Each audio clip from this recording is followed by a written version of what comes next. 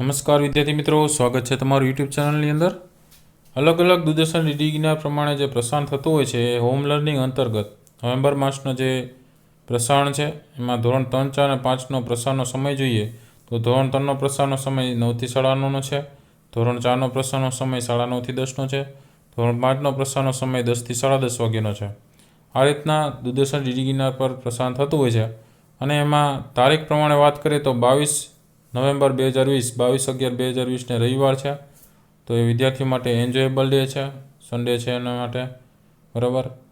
અને અલગ અલગ ચેનલ પર પણ બીજા ઘણા બધા વિડીયોઝ છે એ મુકાતા હોય છે, એ ન જોયેલા હોય તો પણ તમે જોઈ શકો છો, બરાબર છે। બાકી તમારે એન્જોયેબલ ડે છે આજે।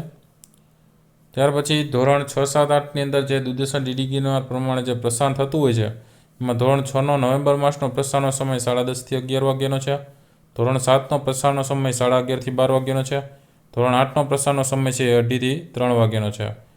તો એમના માટે પણ 22 નવેમ્બર 2020 ને રવિવાર છે, 22/11/2020 ને રવિવારના રોજ એમના માટે પણ એન્જોયેબલ ડે છે। અને ન જોયેલા વિડીયોઝ છે તમે સરળતાથી તમને પ્લેલિસ્ટમાં પણ જોવા મળશે ચેનલમાં, તો એ પણ તમે જોઈ શકો છો। બાકી એન્જોયેબલ ડે તો છે જ તમારે, બરાબર। ધોરણ 9, 10ની અંદર વાત કરીએ તો દૂરદર્શન ડીડી ગિરનાર પર જે પ્રસારણ થતું હોય છે એમાં નવેમ્બર માસનો જે પ્રસારણનો સમય છે ને એ 12 થી 1 વાગ્યાનો રહે છે। અમુક દિવસે 9માં આવતું હોય છે, અમુક દિવસે 10માં આવતું હોય છે। અને નવેમ્બર માસ પ્રમાણે ધોરણ 12નું પ્રસારણનો સમય થાય છે 3 થી 4નો, 11નું પ્રસારણ નવેમ્બર માસમાં નથી, બરાબર। અને એમના માટે પણ રવિવારનો બેનિફિટ છે, 22/11/2020 ને રવિવાર છે, એમના માટે પણ એન્જોયેબલ ડે છે। સાથે ન જોયેલા વિડીયોઝ છે એ પણ ચેનલ પર ઘણા બધા છે, એ તમે ન જોયેલા હોય ઘણા બધા વિડીયોઝ છે, એમાંથી તમને જે યોગ્ય લાગે એ વિડીયો તમે જુઓ અને જ્ઞાન મેળવો, બરાબર। ધોરણ 9, 10ના વિદ્યાર્થીઓ માટે પણ ઘણા બધા વિડીયોઝ તમને જોવા મળશે ચેનલની અંદર, તો એ વિદ્યાર્થી મિત્રો ખાસ જોતા રહેજો આવા વિડીયોઝ। અને ચેનલને ન સબસ્ક્રાઈબ કરી તો પહેલાં ચેનલને સબસ્ક્રાઈબ કરી અને બેલ આઇકન પર ક્લિક કરી દેજો, બરાબર। જેથી કરીને શું થશે કે નવા નવા જેટલા વિડીયોઝ છે એવા મુકાતા હોય છે ને એની નોટિફિકેશન આવી જશે।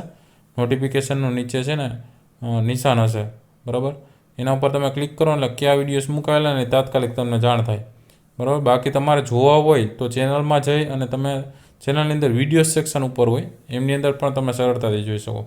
બાકી ચેનલમાં પ્લેલિસ્ટો એટલા માટે બનાવેલા હોય, પ્લેલિસ્ટ સેક્શનમાં જાઓ એટલે તમને સરળતાથી, કારણ કે વિડીયો સેક્શનમાં ગોતવામાં વાર લાગે, પણ પ્લેલિસ્ટ છે ને પ્લેલિસ્ટની અંદર તમને સરળતાથી વિડીયોઝ છે ને સરળતાથી બીજા જેટલા હોય ને એ બધા મળી જાય તમને।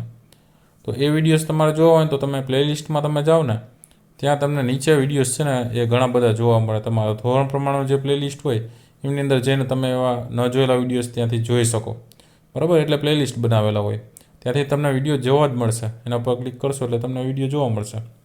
તો એ પણ ઘણા બધા વિડીયોઝ મુકાતા હોય છે, વિડીયો સેક્શનમાંથી નહીં જોઈ શકશો અને પ્લેલિસ્ટમાંથી સરળતાથી તમે એ વિડીયો છે એ થોડીક વારમાં મેળવી શકશો એમ, બરાબર।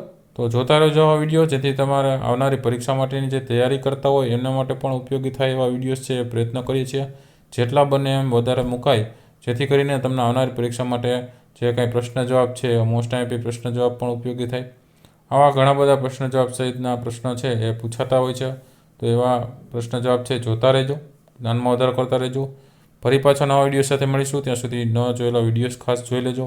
ચેનલને સબસ્ક્રાઈબ ના કરી તો ચેનલને સબસ્ક્રાઈબ કરી દેજો અને અલગ અલગ વિડીયોઝ જોતા રહેજો। થેન્ક યુ વેરી મચ, તમારી કાળજી રાખજો, ટેક કેર।